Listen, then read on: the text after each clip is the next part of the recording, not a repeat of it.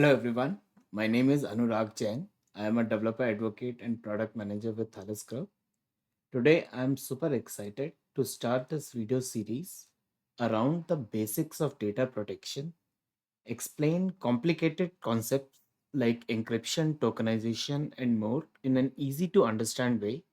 Also, how we can use certain tools to make this job even easier without needing to become an expert in cryptography. And last but not least, how we can separate the duties between a security expert, a developer, a QA, and an automation expert. Lots of things, but not all for today.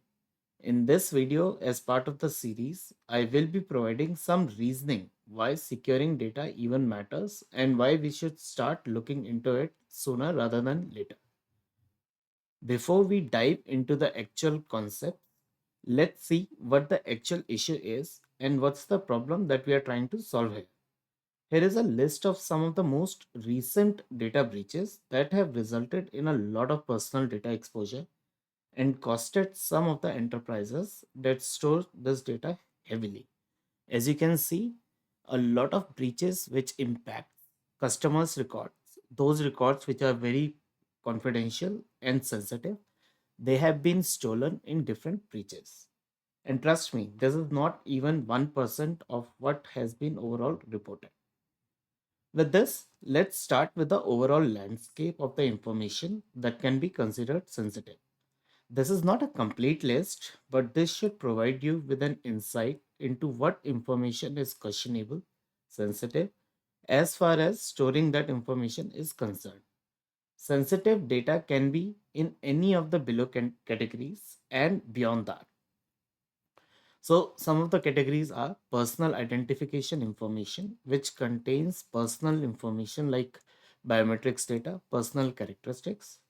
Other information can be the financial information, which is like banking information, credit or debit card information, transaction details in your bank or any financial organization, income tax and investment related information. Third category is health information like medical history, the treatment records, health insurance data, lifestyle data, diagnostic information, and more. Then trade and business secrets, which are directly tied to the enterprises, which include client information, employees' data, strategic research and plans, which are critical for any organization, financial records, and intellectual property. And finally, a high risk general category where national identification numbers, legal information, government records, and sensitive corporate records come in. So a lot of these categories, they are also driven by compliances like PCI, GDPR, HIPAA, etc., which we will be talking about in details in upcoming videos. So such a wide landscape has resulted in what we call sensitive information sprawl that is not easy to discover, which is very hard to amend and really sensitive if a bad actor gets access to it. So let's consider a use case like an e-commerce application which is storing financial information, or a hospital and clinic management system that stores patients' medical data, including diagnostic reports, or even government and welfare websites that may have stored personal identification information such as biometrics, SSN, social security number, etc. Right? So these applications, they offer touch points for sensitive information like databases where you store these records, or the file systems where again the sensitive information is stored in files, and various secrets that are embedded in our automation, like secrets to talk to the database or secret to talk to your cloud, IAM credentials, and those kind of things. This data, it belongs to the end users of the application. If you have a e-commerce website or a government portal, so any of the user who is using that application, the data belongs to that user, and it's extremely desired by the hackers worldwide.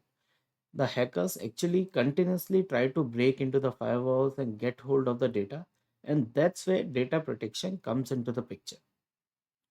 We have to understand how to protect data even when all the other measures have been compromised. For example, you have put firewalls, you have put security groups, you have put your applications behind VPN. All those things have been compromised. Your database, your application, your servers are accessible.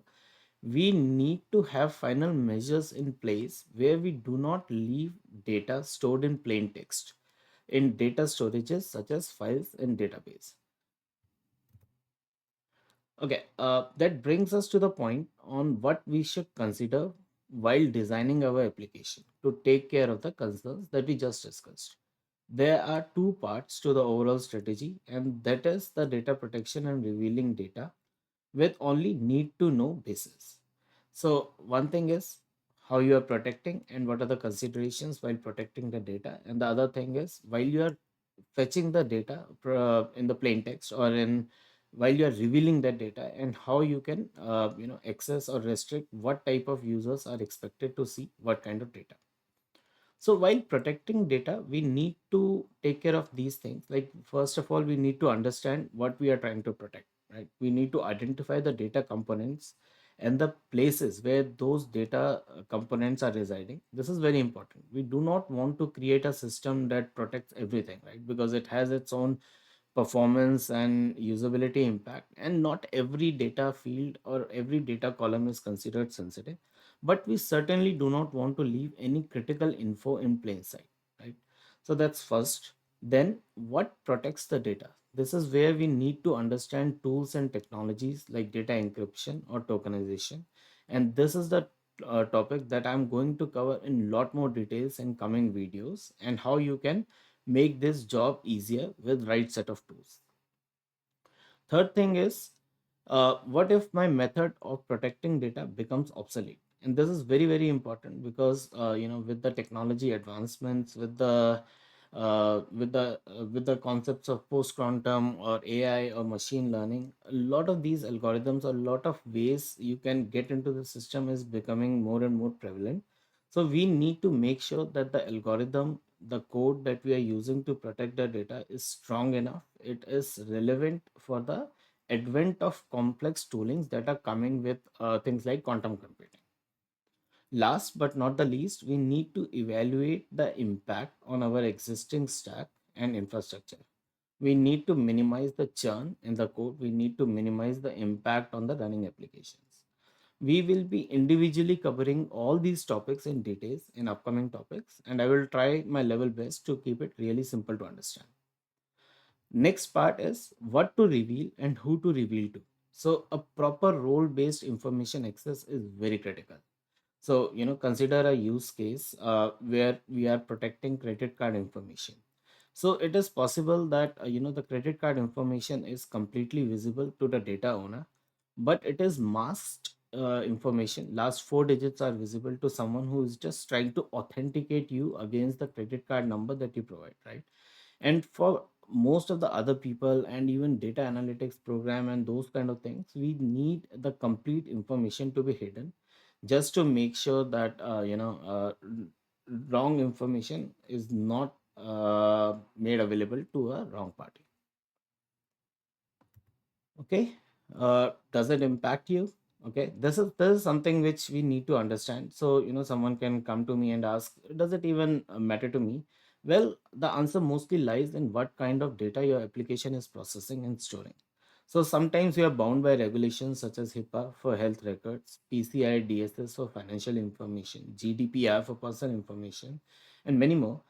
But whatever is the case, right? So it's compliance or not, we really need to make sure that if your application is dealing with any sensitive information, you would most likely need data protection to be embedded as part of your application stack.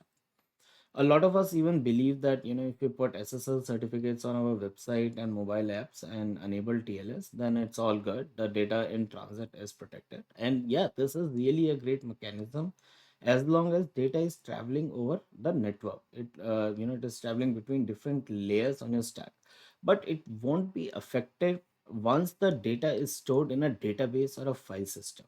And that is what we are going to learn in this series, how we can complement SSL with other data protection technologies to provide an end-to-end security. So, we are not trying to replace an existing solution like SSL, which is very much required while your data is moving between different layers of your application, like from front end to back end, from back end to database.